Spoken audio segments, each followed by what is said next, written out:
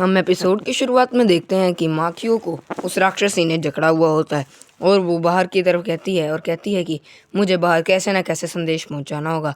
इतने में हम देखते हैं कि इनोस्के वहां आ जाता है और कहता है कि अब यहाँ से मुझे आवाज़ें आ रही हैं। इतने में हम जेनित्सु का सीन देखते हैं। कहता है कि यहाँ पे ज़्यादा कुछ गलत तो हुआ नहीं, बस यहाँ की ऑनर मरी है 2 दिनों के अंदर अंदर।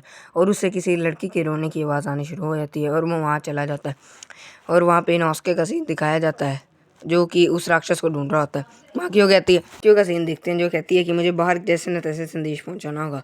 वो राक्षसी कहती है कि अब तुम नहीं बच सकती और किसी को भी संदेश बाहर नहीं पहुंचा सकती।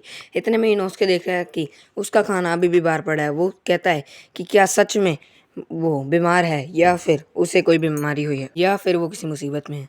इतने में हम देखते हैं कि उसके अंदर का सीन दिखाया जाता है। वहाँ बहुत ही सारे लेटर्स पड़े हुए आते हैं। इतने में ही उसे इनोस्के को समझ आ जाता है कि वहाँ एक राक्षस है और वो उसने वहाँ से जकड़ के बाहर ले गई है। वो एक आदमी के मुक्का मारता है और अपनी कंसंट्रेशन से उसे ढूंढने लगता है, जो कि उसे पता लगता है कि वो यहाँ से नीचे से बाहर निकल गई है, लेकिन वो उसे नहीं पकड़ पाता इनोस्के। इतने में ही हम जेनित्सु का सीन देखते हैं जो कि वहाँ आ जाता है अंदर और वो कहते वहाँ पे एक राक्षसी आती है। हम देखते हैं कि वो राक्षसी आ जाती है और वो जेनित्सु को कहती है कि तुम मेरे कमरे में क्या कर रही हो। इतने में वो जेनित्सु कहता है कि ये मुझे किसी आम लड़की की तरह नहीं लग रही। इतने में ही हम देखते 2 बच्चियाँ आती हैं। वो कहती हैं कि ये यहाँ नहीं है, इसे माफ़ कर दो। वहाँ पे वो इतने में ही हम देखते हैं कि वो राक्षसी कह रही होती है कि तुमने मेरे कान साफ़ नहीं किए। इतने में उसका कान तुमने मेरा कमरा साफ़ नहीं किया। इतने में वो उसके कान पकड़ लेती है जहाँ से खून आने लग जाता है। इतने में उसका जेनित्सु हाथ पकड़ लेता है और वो कहती है कि तुम्हारी मेरी छूने की हिम्मत कैसी हुई। और इतने में ही हम देखते हैं कि तांजिरो एक अच्छी लड़की की तरह काम कर रही होती है और हम इनोस्के की और इनोस्के की मास्टर को देखते हैं जो कहती है कि वो पागल हो गई है और मुझे इससे निकालना होगा। इतने में हम देखते हैं कि इनोस्के अब पूरे कंसंट्रेशन से उस राक्षस को ढूंढ रहा होता है। हम देखते हैं कि जेनित्सु इतने में जेनित्सु का सीन देखते हैं जो उसका हाथ पकड़ के बैठा होता है। वो कहती है कि तुम्हें मेरी छूने की हिम्मत कैसी हुई। इतने में हमें उसका पास दिखाया जाता है।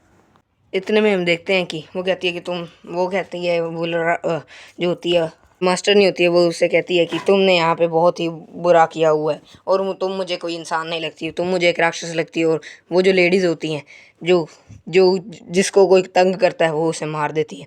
इतने में ही देखते हैं कि वो मास्टर जब उसे मारने वाली होती है, इतने में ही वो राक्षस बन के उसका कत्ल कर देती है और उसे नीचे गिर देती है छत से, जिस कारण उसकी मौत हो जाती है। इतने में ही हम देखते हैं कि वो राक्षसी बाहर जाती है और वहाँ से उस घर से निकल जाती है। इतने में हम देखते हैं कि मुजान का सीन दिखाया जाता है जो वहाँ आ जाते हैं और कहते हैं कि तुमने अब तक कई इंसानों को मारा है और तुम एक कमाल की हो, तुम बहुत ही सुंदर हो। मुझे लगता है कि तुम सभी डीमन स्लेयर कॉप्स को मार सकती हो और मेरे अंडर कार्य कर सकती हो। वो उसका हाथ पकड़ कर कहते हैं कि तुमसे सुंदर लड़की मैंने आज तक नहीं देखी, तुमसे सुंदर राक्षसी मैंने आज तक नहीं देखी। क्या तुम मेरे लिए इंसानों को मारोगी और मेरे से शादी करोगी? इतने में ही हम देखते हैं कि वो सिर झुक कर कहती है, जी लॉर्ड मुजान। इतने में हम देखते हैं कि वो जेनित्सु को बहुत ही जोर लगा के बाहर फेंक देती है और कहती है कि तुम्हारी मेरी छूने की हिम्मत कैसे की, अब तुम नहीं बचोगे। इतने में ही वहाँ मास्टर आ जाते हैं और उसके पैरों में झुक जाते हैं और कहती है कि तुम ये नहीं है, हम इसे समझा देंगे और इससे सजा जरूर देंगे, फिलहाल बाहर आ जाओ। वो कहती है कि आप मेरे पैरों में मत गिरिए, आपकी इसमें कोई गलती नहीं है और उसे समझा दीजिए। वो कहती है कि ये इसे बहुत ही कम चोटें लगी हैं, मैंने इतनी ज़ोर से फेंका। मुझे लगता है कि ये कोई आम इंसान नहीं है, लेकिन ये हाशिरा नहीं, कोई डीमन स्लेयर को ही होगा। इतने में हम देखते हैं कि अब टाइम हो गया है, मुझे चलना चाहिए। इतने में हम देखते हैं कि तांजिरो को भी एक अजीब सी स्मेल आ रही होती है और वो वहाँ से जाने लगता है। इतने में हम जेनित्सु का सीन देखते हैं जिसको होश आ जाता है। वो लड़कियाँ जेनित्सु को कहती हैं कि मुझे माफ़ करना, हमारी वजह से ही आपको ये सब सहना पड़ा है। जेनित्सु कहता है कि इसमें तुम्हारी कोई गलती नहीं है, मुझे सारों के खिलाफ लड़ना ही होगा। वो कहती हैं कि यहाँ ऐसा कोई नहीं करता, अब आप रेस्ट कीजिए। वो जेनित्सु कहता है आपका शुक्रिया। इतने में हम देखते हैं कि बहुत सारी स्ट्रिप्स जेनित्सु को पकड़ लेती हैं और ये एपिसोड एंड हो जाता है। अच्छा लगा तो लाइक कर देना।